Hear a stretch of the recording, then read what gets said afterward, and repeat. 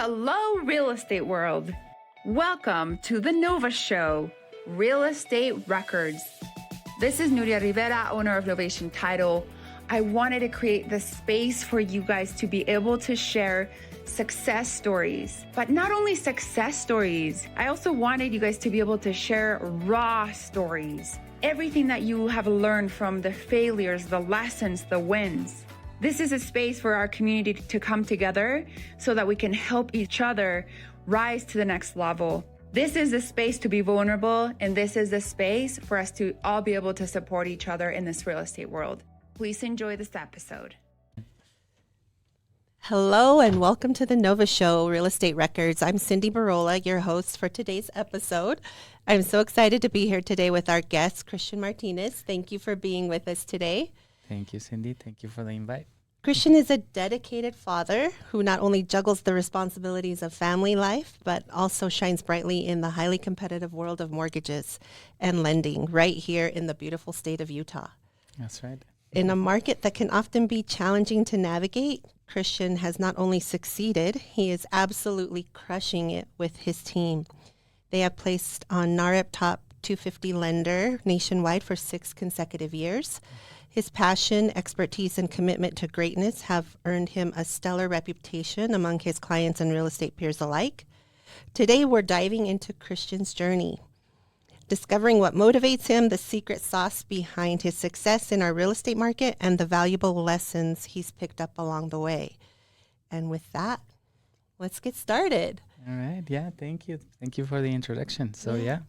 So what can you tell me about you? Tell me, what got you started in the industry? Yeah. I guess, how can I start this?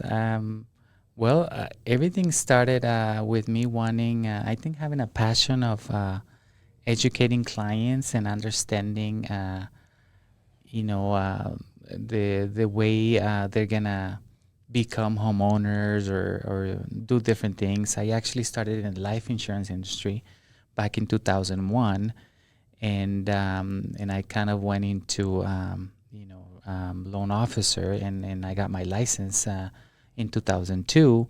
And I really liked how I was able to find joy in helping clients understand their finances, understand how they, can become homeowners and just, go through that process. And that's how I found, for me, just the joy of helping. And at the same time, money will come, right? And so for me, it wasn't, and it hasn't been the business about money. It's about, taking care of the clients, and eventually they're going to see, how much you care and how you are able to give them ideas and just to expand their, mentality. Because sometimes a lot of the Latinos, especially, we come with backgrounds of, I don't know, it's just not wanting to, look at the big picture in a way. And so sometimes we need that extra help. And a lot of the times, you've seen a lot of successful Latinos here in Utah that,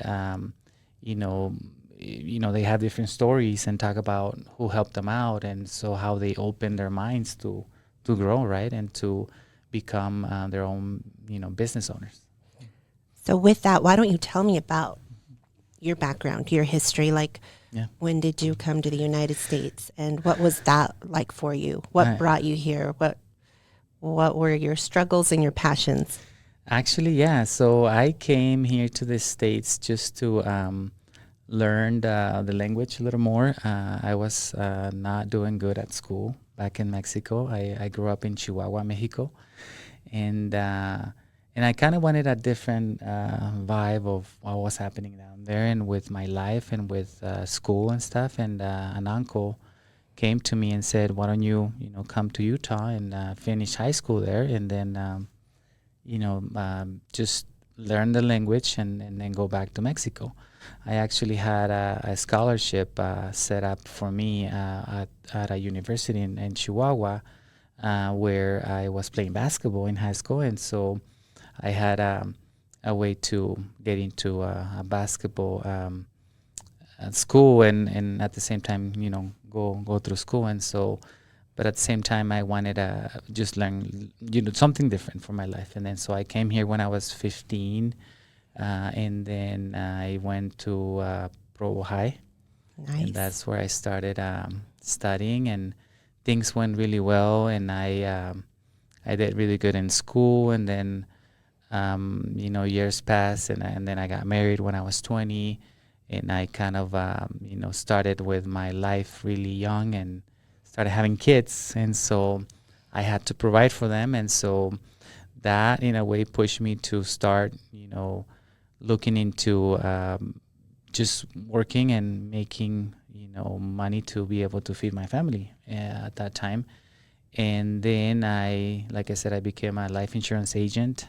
I started doing life insurance and financial. I became a financial analyst through this company, and then I got the passion of it, and I found the education part of it that I was really good at, explaining things to clients and caring about that. And then I became a loan officer a year after that, and that's kind of how everything grew, and I started doing that. So you've been in the business for over 20 years. Mm-hmm. What is your morning routine like? Like, what do you do every day? What gets you motivated? Yeah, it's obviously we all know that the market is really hard, especially with this type of business, right? It's stressful. I mean, Definitely. I wouldn't say it's not easy. This business is not for everyone. I mean, a lot of people want to do it for money, and they just don't stay, and they don't make it.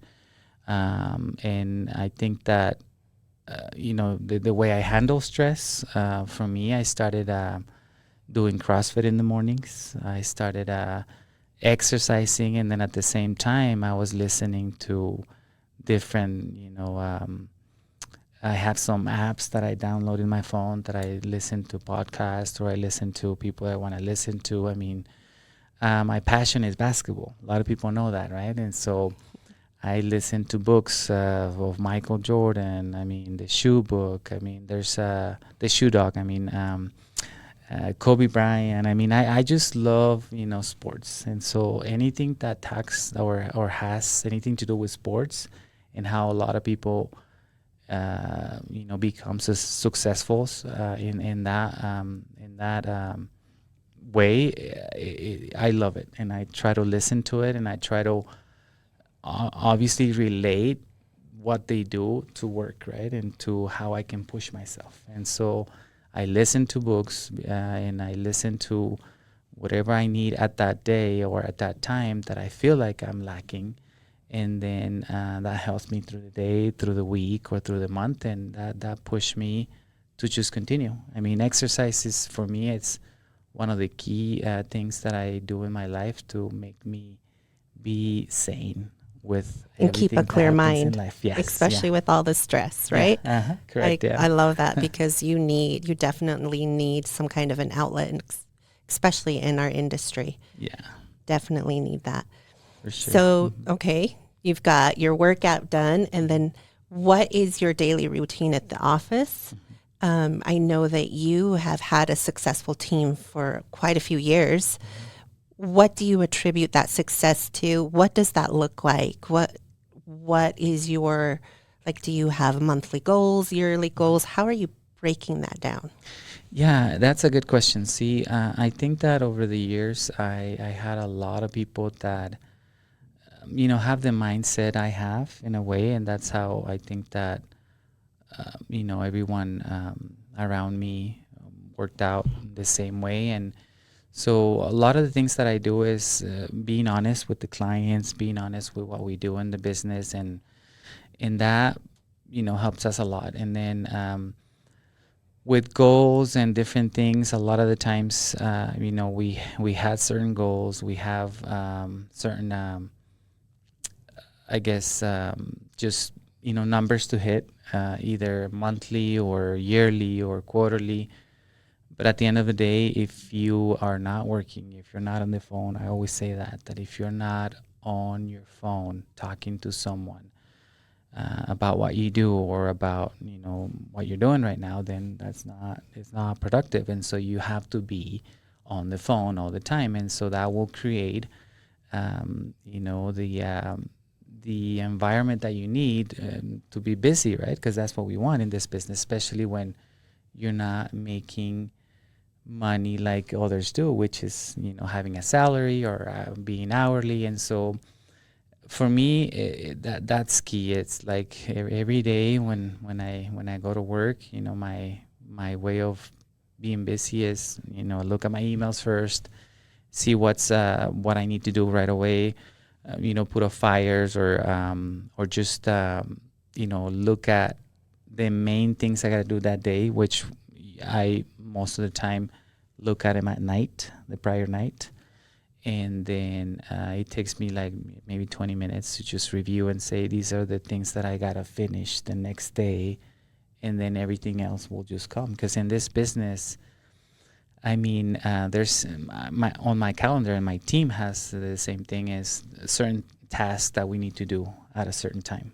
That's awesome. And so every day we have different things to do, but we don't get to do them at the same time, which is fine for me and for my team. But we just have to be reminded every day of what we need to be doing in order for us to be successful. Yeah. And do you have a CRM that you call from? Mm-hmm. Not that we call from, but I started. I had so many team members, and then we kind of cut down, right? And so there was so many leads that we kept getting, and I always try to find ways to figure out how to handle that part of it without physically being there.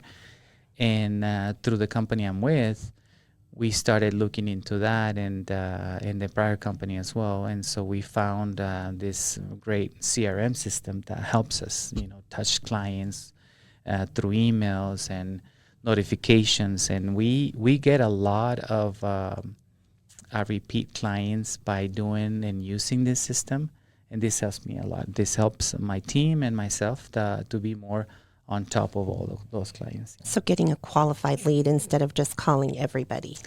Yeah, a lot of times, we do have to make lists of clients to call, and especially, clients that we haven't called for a long time.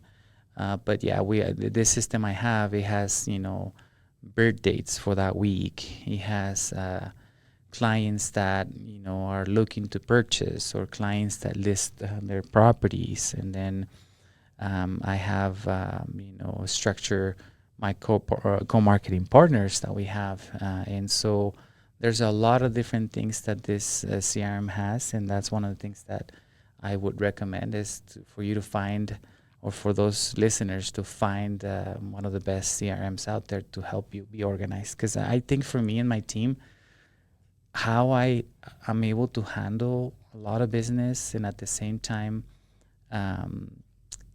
keep them and we lose business too. We're not perfect, but help more clients is be organized. And I think that I consider myself and my team a well-organized, lender, because we keep track of everything. We put everything together, and we email each other, and we're on top of those emails, and we try to be as organized as we can, because in this business, if you're not organized, if you're, not being on top of that, then it's going to be chaotic. Yeah, I think, yeah.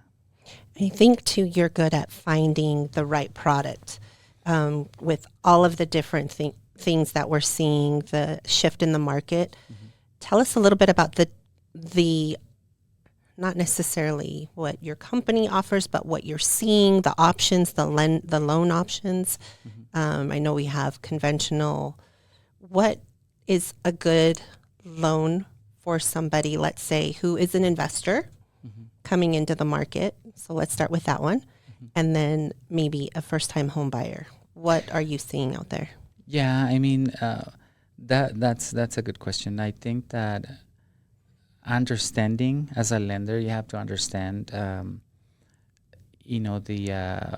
the type of client you're talking to, and then, to be able to offer those programs. And whenever there's programs out there that I listen to, that I hear that, somebody's offering, I'm always on top of trying to get them and trying to have them myself, because I want to be able to understand them too and see if they really are what they're saying, right? Because some programs out there, they're not, what they're really saying they could do. And so for first-time home buyers, obviously there's a bunch of different programs without having to put any down payment. There's grants that we look into, but at the end of the day, it's just a matter of, like I said, it's exploring that possibility of the client to be in that certain program. And at the end, there's just a few of them that it comes down to be, which is if they fit, then FHA or conventional.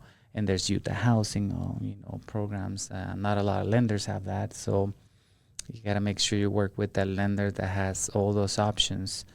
And I think the key also is I've been doing it for a long time, and I think that I have a lot of different resources in my company and within myself, within my team, that we can, get those loans through and get them qualified the right way. And at the end of the day, is packaging the loan the right way to be able to get it done. So To fit what that client is. Mm-hmm. It's not going to be just one little box that they fit into. Yeah. And what I love about you that, just working with you that I've noticed is that you are able to work with your clients, getting them to qualify, even though it may take them a year or two to buy a house. Yeah. You are constantly working with them to get them qualified. And then I've also noticed you have a lot of repeat clients. So that says a lot about you too. Like everybody that you work with realizes the expertise that you bring to this industry, and that helps you, I feel like, get that going. I know you work a lot with the Latino community. What do you tell them? Like, how do you help them get through the point of the American dream? Because that's what it's about, right? Owning your own home. Yeah. How do you work with them, and what motivates you in that section too? I think that those appointments, I love them a lot, because when I see clients that don't know exactly what's, how the loan program works, or, a lot of the clients that I help don't believe that they can buy a house. And so I just love to explain, the options. Once I know, once I pull credit, I know their income, I have the documentation in front of me, then I can just say, this is what you are able to do. These are the options, looking at the overall picture of what they want. I think that the key is asking what they're looking for, and then at the same time with the knowledge of you as a loan officer, as a professional, right? Because that's the thing. A lot of the times that I seen out there is there's loan officers out there that they don't listen to their clients. They don't really pay attention to what they're looking for.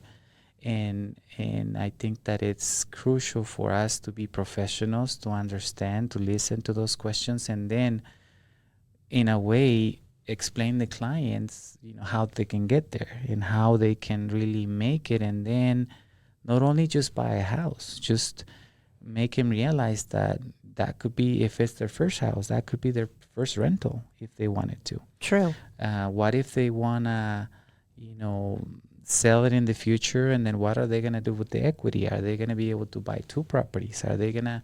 So it's a matter of how honestly you listen to what they want, but at the same time, with your expertise, with your way of being a professional, give them more options and open their mind to do more things. Like just to give you an example, I had a client that had a house for like more than 15 years. And then he came to me, again, a repeat client, right? And he's like, Christian, now I'm ready to do something. I seen all these clients, family members and friends that have bought, other properties. And I want to be an investor. How do I do it?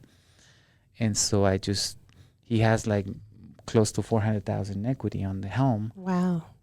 And so I'm like, okay, you can do this. You can do an equity line. You can, maybe refinance and do it in one loan, but rates are not, the great right now. And so I gave him all these options. And then I said, have you thought about buying and owning multiple properties? Because right now you have a lot of equity.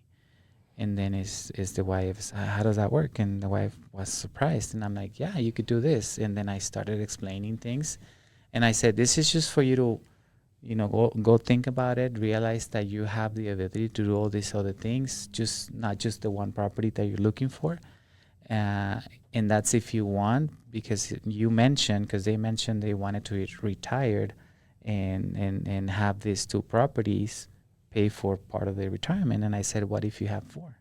And then so just give them ideas and help them understand that they could do more if they wanted to, right? At the end of the day, I'm not the one, paying their mortgages. And You're giving them options. Yes, yeah, I give them options. And that's what the clients like. The clients like the options so they can realize what other things can do, what businesses they can open, not just in real estate, right? And just become investors in many ways, yeah. The last time we had you on here, I think you had just purchased a property for your daughter. Oh, okay. Yes, she was going to college. Mm-hmm. So Yeah. how, I know that you are investing yourself, Mm-hmm. and how's that going? Like, is everything, I know it's a shifting market. Yeah. What can you tell us about this too? I started, I've been wanting, for a long time to do different things with how I understood the market, but I just kept not doing, a lot of things. I kept just doing it not as aggressive, and I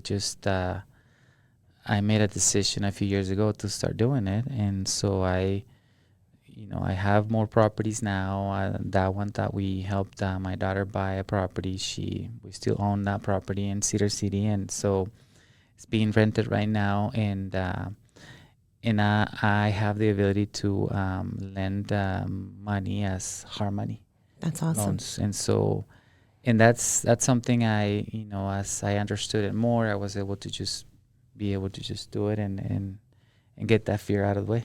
Do it. Yeah. And it's good to have different areas of income, not just one, Right. especially right now in this market, right? Yeah, for sure. And it's just a matter of understanding it and doing it with the right people too, and just making more money. So that brings me to your social media. You are really good at social media. What can you share with us, your thoughts on that? And I know you do some things with Carla at Univision. What would you share for anybody listening? I think that honestly, it's gonna be staying consistent to what I think that not a lot of us are good at reels or different things, right? It's just I think that it's what helps you become you and be separated from everybody else. It's just gonna be what's helping me out. I think that for me was doing radio and TV, and I've been doing it for a long time. That has helped me and my brand, and just be out there, and people know me and understand that I've been doing it for a long time, and they want to see what I can offer them. And so that's how I think that I would say it's being consistent. Yeah. And how consistently are you posting? I see your posts all the time, but how consistent are you? I think that look into apps or ways for things that are already out there that can just post for you. Do you post on a daily basis, twice a day? No. Is it just? No, sometimes I go and I'm doing videos with different real estate agents that we co-market, and we just one day out of the month we decide to do it, and then we end up doing 4, 5, 6, 7 recordings, and then we either they post them or I post them, and then that's with just us being in front of the camera, right? But I do have companies that post for me on my behalf, and they do research, and then they just do it for me, and that's something I got to do too. And then my current company also has a marketing company that will do postings for me at the same time. So yeah. And I know you're big into basketball. What you just did a big tournament in, I can't remember, last year. Oh yeah, in San Antonio. Yeah. Tell me about it. That was really fun. Yeah, it was the first time that my cousin and I got invited. We have friends in San Antonio and that played for different teams down there, and so there's leagues out there, and this one in particular was a Latino league, and it was being over 40, right? And so awesome. and we decided to go and try it out, and it was a cool experience. We played good teams. A couple of teams that we played, we won by 1 point, and so very competitive. We made it to the finals, and we were losing, and we were not playing as good as the other games, and that's because obviously we were tired. And you played a lot. Yeah, over 3 and you're 40. 3 days. Yeah, I know. So we were all tired, and at the end, my cousin stepped up, and he made some good plays, and we came back, and at the end we ended up winning that championship game. So awesome. It was so cool. How fun. Yeah, it was exciting, and we're gonna do it again. We actually did another one here, it's, well, I'm not gonna say where it is, but yeah, we played that other tournament. We ended up being fourth. Nice. But it was an open play, so guys from 18 all the way to 50 could play, and so that's we did awesome. good too. So yeah. So very competitive. Yeah. What's your favorite Michael Jordan quote?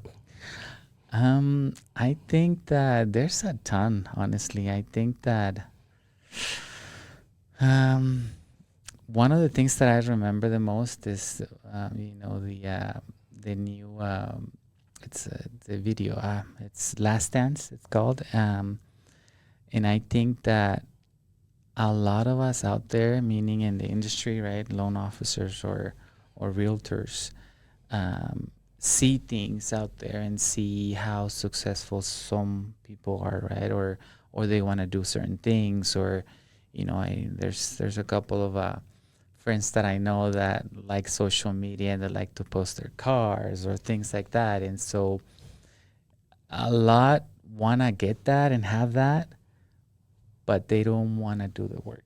Right. And I think that on one of the episodes in Last Dance, Jordan talks about that. And he says that not a lot of people liked them or like him back then, and it was because he was pushing them, being the way he wanted them to be so they can win. And he talks about if you don't want to win, then don't talk about me that way, because I guess they were saying he was tough with them and he wasn't a good person, but he was just being someone to help them push themselves to get to the next level and to be a champion. And so I honestly think that that's key. It's you have to go through the work. If you don't do the hard work, then don't expect things to be where others are, just because I'm sure everyone else that made it or have what they have as far as material stuff, it's because they really worked their butts off. So you have to be in the arena to be able to win. Yes. Yeah. And you've been in the arena, so I love how you correlate that with your success too, because not only do you have to do that with your business, but with your life, and then you get to be competitive in basketball too. So I love all that correlation.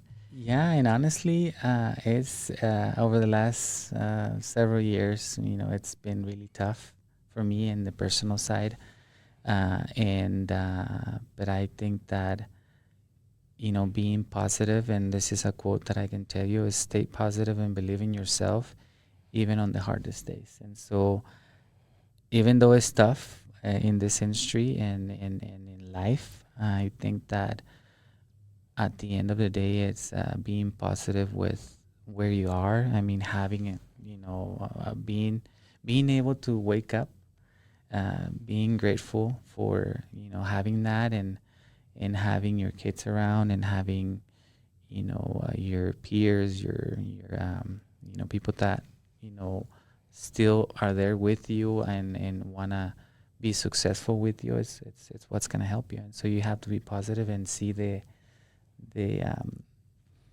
the positivity of everything around you versus the negativity on it. So yeah, That's so true. I love that, because this shift that we've seen in the market, I feel like a lot of real estate individuals have moved. Mm-hmm. They have made changes.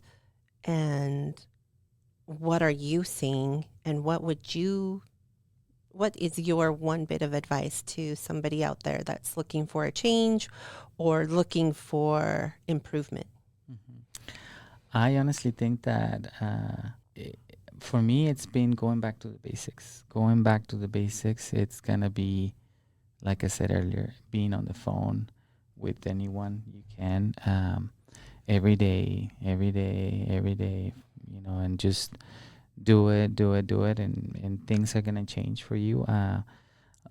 I seen a lot of people trying to get leads doing videos or doing recordings when they haven't done a lot of other things.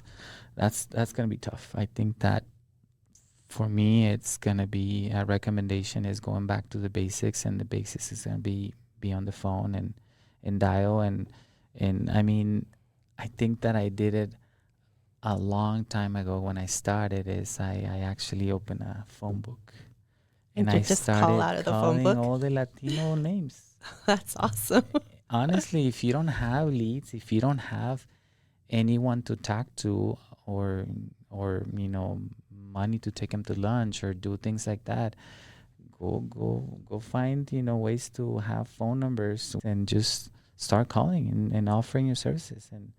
And there's gonna be a ton of no's, but there's gonna be a few yeses, and that's where you're gonna start doing business. So. And then those yeses leads to loans. Those loans Yeah. lead to referrals. So it's just one big cycle. Mm-hmm. Correct. Yeah. I love that. What does your future look like in your business? What do you see in your future? My one of my dreams is and I talked about it over the last maybe few years. It's having licenses and doing loans in different states. We already have a way to funnel those programs and do loans in different states, but I want to be able to be also known in different states with my current team. And if I add more, that's one of my goals, is to be able to do loans in Texas and in Vegas. I mean, Nevada. I mean, there's Colorado. Washington. There's different areas where I think there's a lack of really honest and true caring. I guess salespeople, experienced people, and that's kind of like where I see myself. And then utilizing AI with it. It's not just me doing it, right? Because we need help. I mean, it hasn't been myself just doing everything I done. It's always been, a team effort. But I think that with AI, that's huge. It's going to be huge. Number-wise, what do you want to close this year? What's your goal? My goal, it's going to be 20% higher of what I did last year. I honestly, ending the year, I wasn't even sure where I was going to be at, but we ended really good. And so I'm excited, yeah. And in the market that we've had last year, you've been able to stay consistent. And do you attribute that to just picking up the phone, calling people, your team? Yes, I think that that's part of it. But at the same time, I think that I also did extra things on my end, going out there more, like seeing more other realtors, meeting other realtors, becoming a preferred lender, a top agency of real estate agents. Just trying to figure things out and meeting, new relationships. That's what I was not doing as much because I was so into, being busy with a lot of the work that I did, and so I kind of started just handing out business to my peers, and then at the end, I was able to just go out. And then when the market slowed down last year, then I was able to go out more and meet more relationships. Yeah. What do you see in 2024 as far as rates and everything? I know that's the question we get all the time. We don't have the crystal ball. The crystal ball. Right. What are you seeing? I honestly, based on the experts I follow, things are gonna be fine for me and my team. I don't foresee any issues with business for the industry. I think that we are gonna see rates coming down, like they say. Actually, a few days ago, the Feds met again. They're talking about how rates were gonna go down faster, but they kind of turned it around and said we're gonna do it differently now. It's not gonna come down as fast as they said it was, and so I think that we're gonna see not as much of an increase in prices in houses. I think there's gonna stay the same, but I think that things are gonna be positive for those that are really doing the hard work. Well, thank you so much for joining us. Thank you. I really value your Thank you, friendship, thank you. and I know that this year, 2024, is going to be an awesome year. How can people follow you on social? Okay, so there's I have Christian Martinez team in Instagram, and then there's also in Facebook is Christian and Martinez at Intercap Lending, and that's where you guys can find me. Yeah. Awesome. Thank you so much for joining us. Thank you for the invite. I look forward to the next one. Thank you for sure. Me too. Thank you. Thanks. We hope you enjoyed this episode. Please rate us, like us, and share this podcast with our real estate community. The Nova Show Real Estate Record, sharing raw stories of real estate, failures, lessons, wins, and successes. This is all from Novation Title, bringing a different experience into your world so that we can all uplift each other. Until next time.